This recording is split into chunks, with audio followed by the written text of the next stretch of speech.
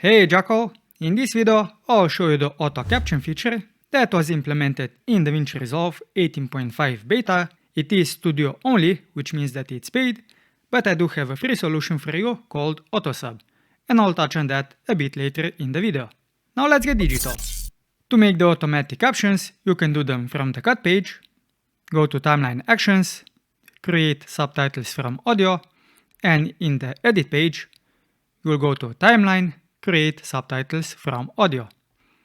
You have a couple of options. The language at the moment is English only.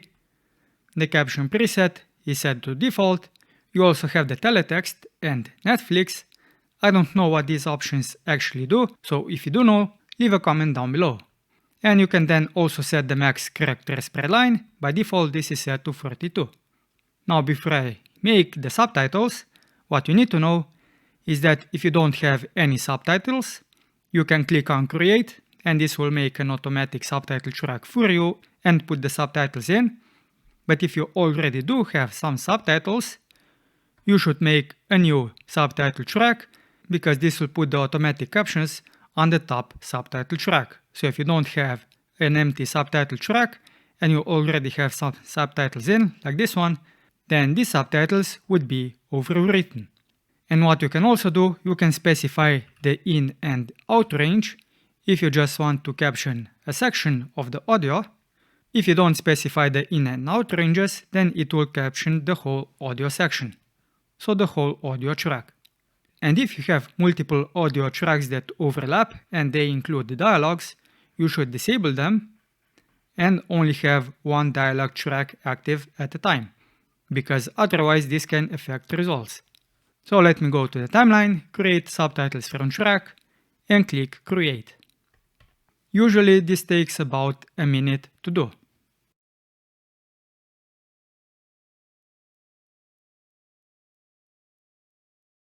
So this is now almost done. We'll compare it to the bottom subtitle track, which was also done automatically, but I have already fixed it. You can still only display one subtitle track at a time. Now let's see how accurate this actually is. Good day, Jackal! In a previous video, I made a simple puzzle-like effect in DaVinci Resolve, and in a follow-up video, I went over different approaches on how to make more realistic puzzle pieces. This time, I'll show you how to make your own puzzle effect using SVG files, so the puzzle pieces can be as complex as you want them to be, and they'll still fit nicely together. I will also provide you with the puzzle piece SVG files and the final template, which you can get on my website. Now let's get digital. So it was quite accurate. The one that I saw that wasn't accurate was DaVinci Resolve. So you'll need to make some changes. You'll simply go to the inspector, select the caption, and change the text. So this would be DaVinci.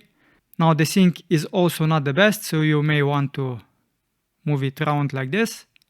And also some of the text is not split the best. So in this case, in a previous video, I would move the I to this part. So it would be I made, and I would remove the I from this one, because it just makes a lot more sense. So if Blackmagic Design can also improve on this, that would be awesome. One section that I do want to show you though is the pauses. So let me show the audio where I have a lot of pause. Maybe this section right here. This one has a lot of pause and the text just stays. So when you have the pauses, you'll probably want to reduce the duration. It can also happen something like this. So basically you would want to position it like this. Put the last word that is said in the sentence here.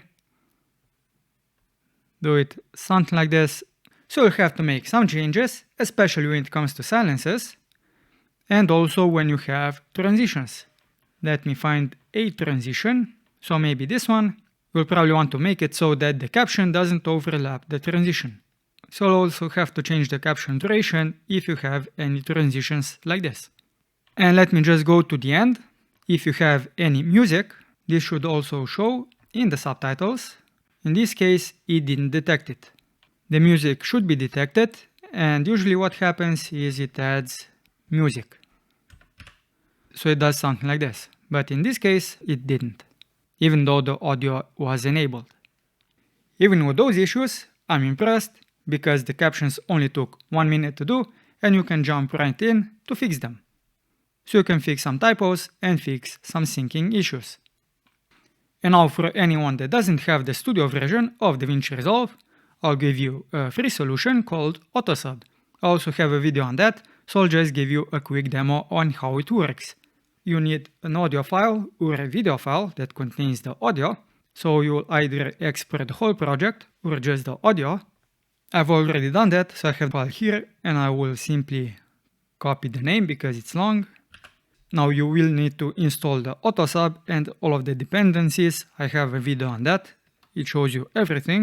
As for the quick use, now because I'm using Windows, I need to open this in PowerShell as an admin, so I'll hold Shift where the video is, right click, and open the PowerShell window. I will simply type in Autosub -i. Then because the name contains spaces, I need to do quotes. I'll paste the name in. Otherwise, you would just maybe use output.mp3 or wave like I have here.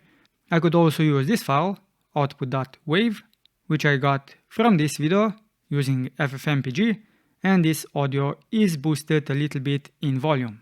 But you can also boost the audio in DaVinci Resolve. If you go to the Fairlight page, find the audio track that has the dialog, in this case audio 1, and you could simply boost it here. So now all that I need to add is the parameters. In this case, it would be -s and the language. In this case, I'll use English and US. As you can see, the Autosub uses Google Speech v2 API and it takes about 2 minutes, at least for this 20-minute long audio.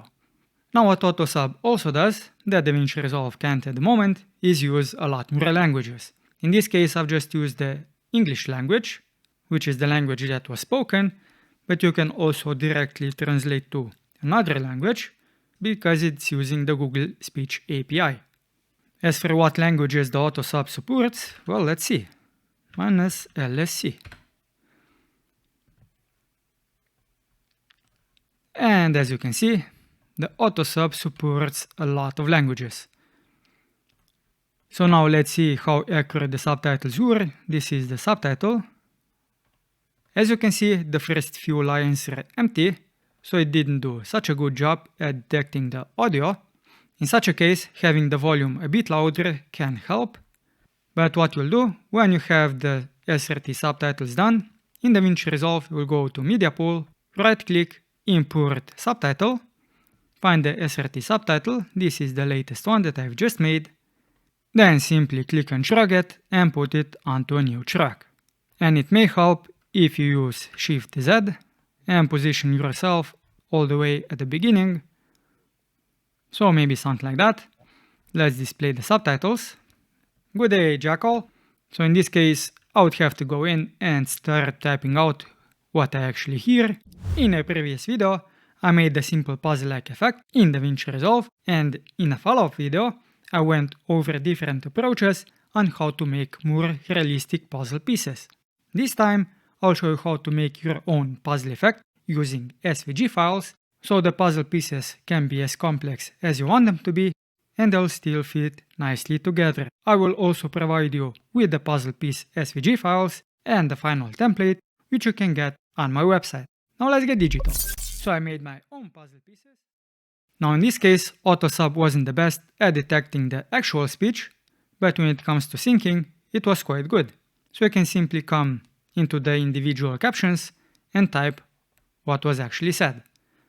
Now if we take a look at the pauses, in this case it actually did better than the built-in DaVinci Resolve auto caption. It also did great here. Let me find another example, also good.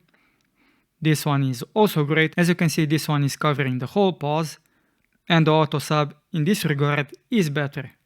Now which one is better, the Autosub or DaVinci Resolve auto caption at this point? Maybe Autosub is a bit better, but Autosub does take a bit of a setup. So if you do need the free auto caption solution, go check out my Autosub video. It will guide you through the whole process on how to install it and get it running. Now at this point in time, which one will I be using? The DaVinci Resolve Auto Caption System or Autosub. I'll be using the Auto Caption System in DaVinci Resolve. That's because I do have the studio version, otherwise Autosub actually looks quite good. When it comes to syncing, it's a lot better than DaVinci Resolve, at least at this time.